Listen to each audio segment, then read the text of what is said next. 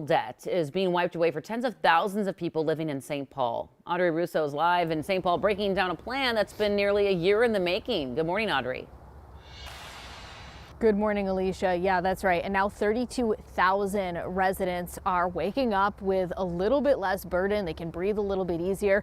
And that's because $40 million of their medical debt has been erased, all according to a plan that was outlined by Mayor Carter in his 2024 budget proposal. This was last year's budget proposal.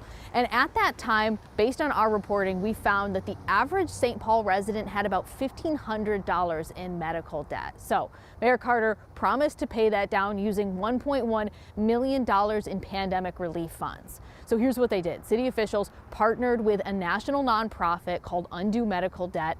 That nonprofit took the pandemic relief funds and started going to local health care systems and buying debt portfolios for pennies on the dollar.